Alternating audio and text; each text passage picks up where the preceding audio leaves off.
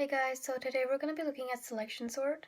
So in selection sort, basically you have a minimum or maximum and you assume that the first number in your list is the minimum or maximum.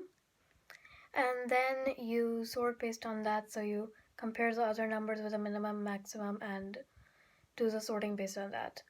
And today's program is going to be in descending order. So here we go. Okay, so over here you can see another program. At the top, as usual, is what we're going to do today, then the rules and last of the program.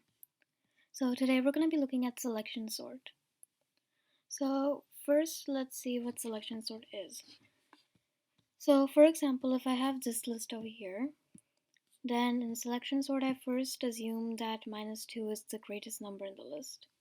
And I'm doing descending order, so it's biggest or smallest.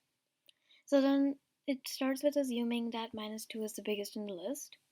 Then -2 gets compared with 9.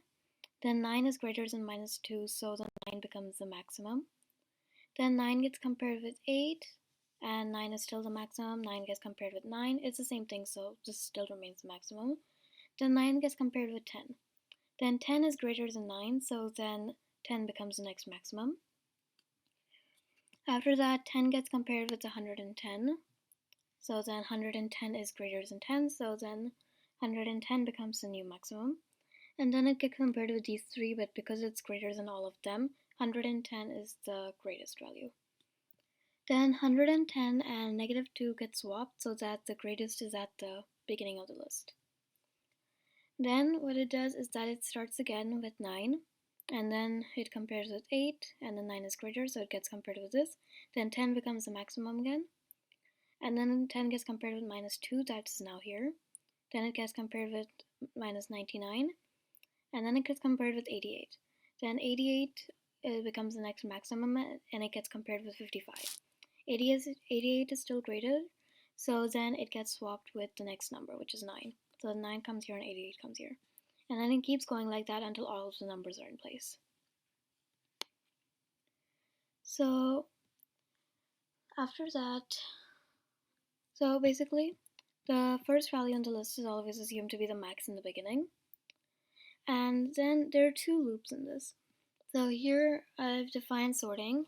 I'm checking how many numbers it is, so if it's only one integer, then there's no point in doing all the work, it can just return. But if it's not, then here I started with taking the length of the list.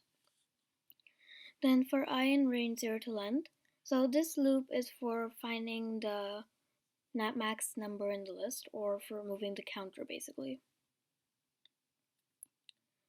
Then every time the loop is run, the counter so every time the loop is run, the counter is run and the max values changes.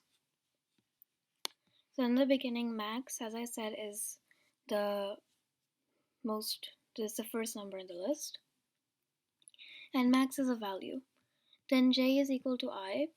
So j is basically defined so that I can keep track of max's index. So j is basically max's index. So if max is on index 0, which I can say for example is 9. So max is the value, so max is 9. If LSTI is 9, then max is 9. And then j is equal to I, and I could be 0 at that point. So then j keeps tracks of max's index. Then for array in range, I plus 1 to length. So this loop is basically for comparing and swapping the numbers. So here I'm comparing max and LSTA to determine which is greater.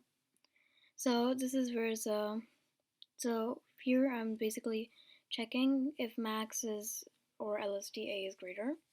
So then if max is greater or equal to, then it is passed because it's the greater. But then if max is not, then max obviously needs to become LSTA. And because max is changing value, then j also needs to change value. So basically j is used to remember the index of max at any point of time. Then here I've said if max is greater or equal to LSTI. So here I'm comparing max with LSTI. Then this is where the swapping bit happens. So then I'm basically using bubble sort. So I'm saying extra variable is equal to this, then this is equal to max, and this is equal to extra variable. So now all the values are swapped. Then j is equal to I. And if max is not greater or equal to, then I'm basically changing j's value again. So here, when I run this, the original list is -2, 9, 8, 9, 10, 110, -99, 88, and 55.